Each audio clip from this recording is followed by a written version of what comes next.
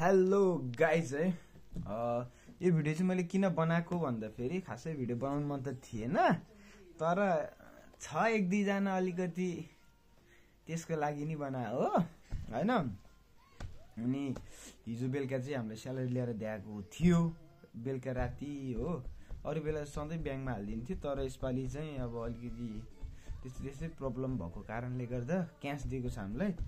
र यो फेब्रुअरीको पैसा आयो नि त, अहिले मार्चमा पैसा पनि अलिक बढेर नै आएको छ भन्ने सुनेको छौँ। र पैसा चाहिँ आइसक्यो, तर खोल्या नि छैन।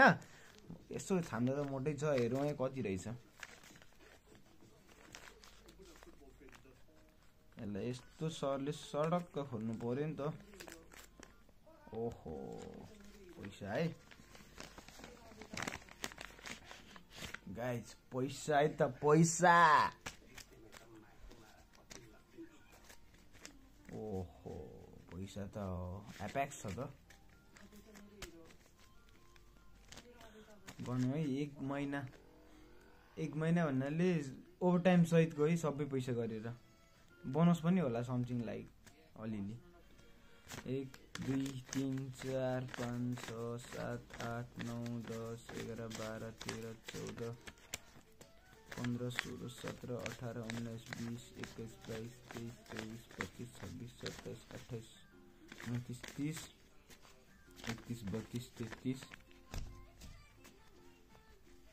34 35 36 37 38 39 40 41 42 43 44 45 46 47 48 49 50 51 52 53 54 55 56 57 58 60 भनेपछि 50 3000 फेरि युरो होइन नि, बिजिएन हो, बुल्गेरियाको बिजिएन हो। 3040 भनेपछि कति छ अहिले? कति छ अहिले भने 77 रुपियाँ छ।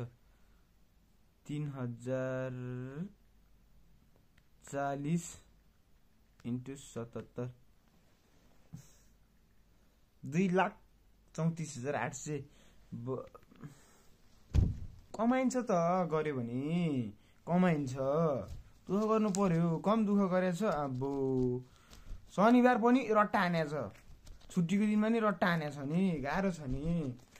यो चाहिँ बुल्गेरियाको कमाइ अहिलेसम्मको हाइएस्ट कमाइ हो। नत्र भने अहिलेसम्म त्यही हो 1,70,000सम्म चाहिँ थापेको थियो, त्योभन्दा धेरै थाप्न सकेको थिएन। यो महिना अब स्यालेरी बढाएको थियो नि त, 2025बाट स्यालेरी बढाएको थियो। जनवरीमा बढाइदिन्छ भन्थ्यो, बढाइदिएन, तर फेब्रुअरीबाट बढाइदिएको थियो सायद। अब सिजन लागिरहेको, अझ योभन्दा धेरै आओस्, त्यही हो। ल बुल्गेरिया आउनेहरूको लागि चाहिँ यो भिडियो सबैलाई यस्तो त हुन्न, तर अब हाम्रो कम्पनी पहिला त हामीले पनि 1700-1800 दिउँ पो 2022सम्म थापेको थियो, तर यसपालि स्यालेरी बढाए भएको कारणले गर्दा चाहिँ यति थापेको छ है गाइज।